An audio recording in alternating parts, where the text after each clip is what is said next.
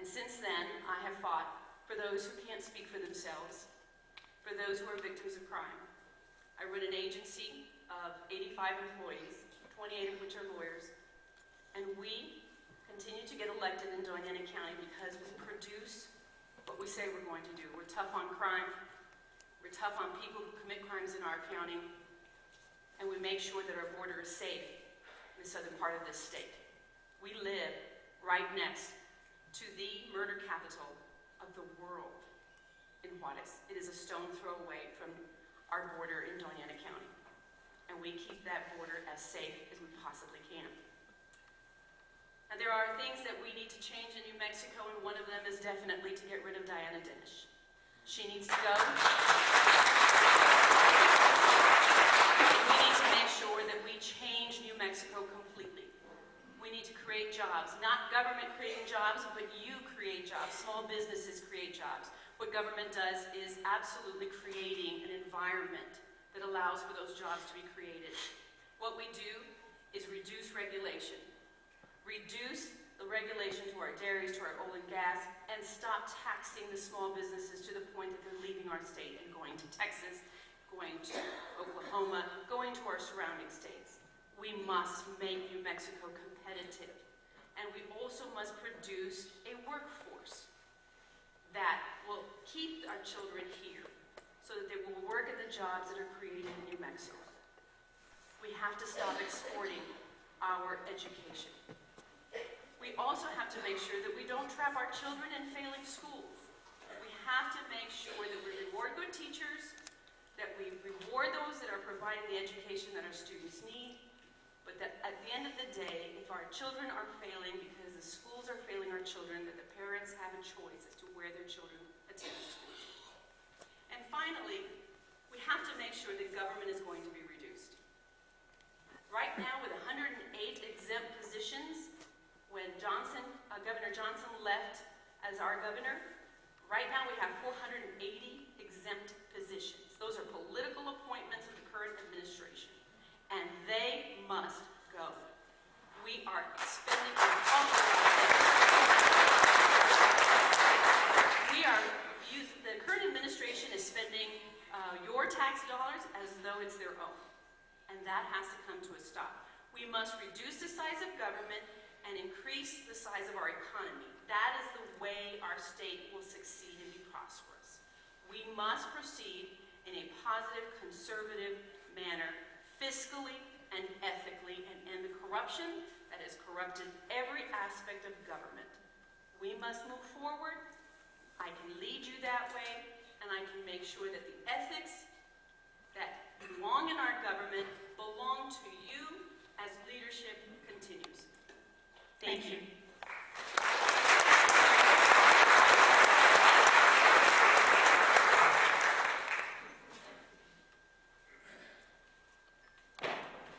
Alan. Thank you, Penny. Thanks for having me, folks. You know, you learn something along the campaign trail, especially being out amongst people that you begin to see with frequency. People have often asked me about Second Amendment rights, and I've been fond of telling them, at least to my knowledge, I'm the only governor candidate that packs a rod in his truck. So the fact that Susanna knows how to use one makes me a little more comfortable now sitting next to her.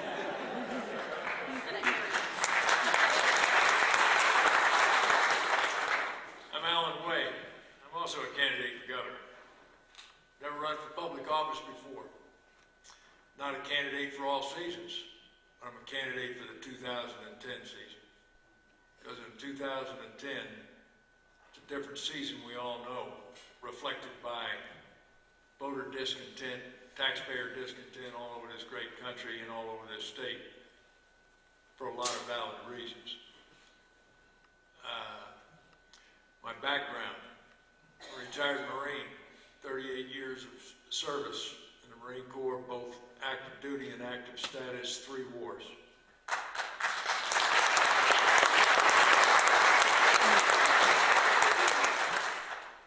That by itself doesn't make you governor material, but it does make you one thing: you're not afraid of anybody in Santa Fe.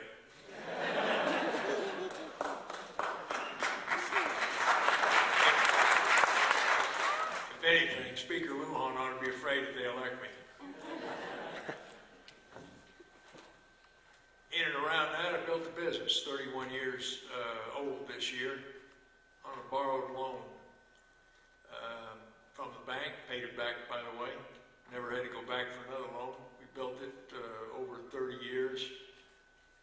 Worked the first 3 years without a paycheck. My wife held the job, and we did the books on the kitchen table at night.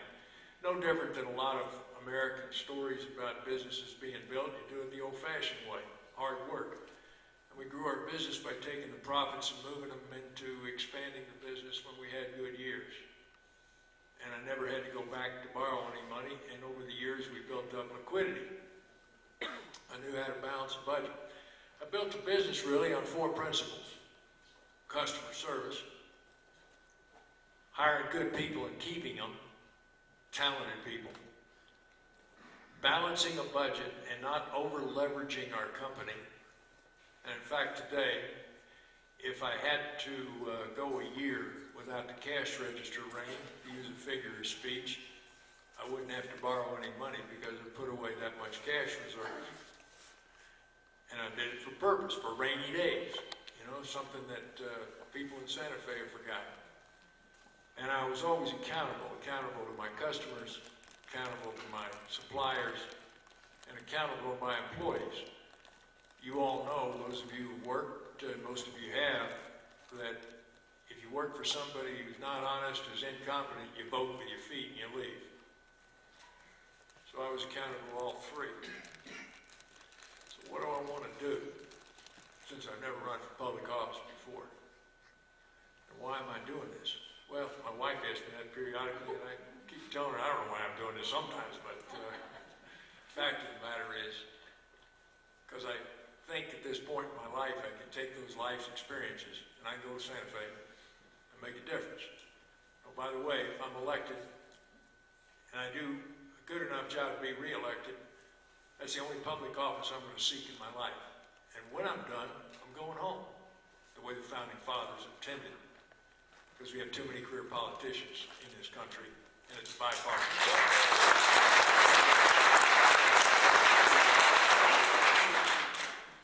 And I intend to change the way we're doing business in Santa Fe and get this state back on track with its economy. Pure and simple. We're going to clean it out. We're going to turn it right side up. And we're going to reset government. And at the end of the resetting process, it's going to be smaller. It's going to be leaner. It's going to be more efficient. And when someone goes up there to apply for a tow truck permit or a beer and wine license, what I expect that state government employee is to, depending on the gender of the applicant, to either say yes sir or yes ma'am and get about the business of serving the people. And at the end of this process, my vision for New Mexico, when I'm done, is to have a healthier New Mexico, higher standard of living per capita, and a larger private sector with better jobs. Your time is up. Thank you.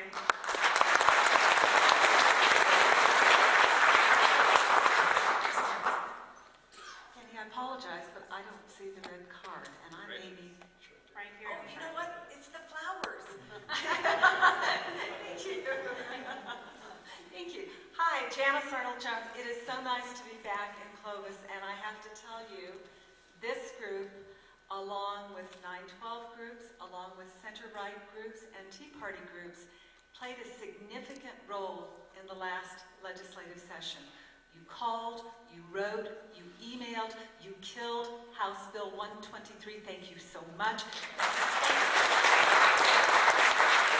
And what I know about this group in particular, you research like crazy, you get the facts, and you're effective. And we have needed this in our state for so long. And all I can do is say, thank you, thank you, thank you.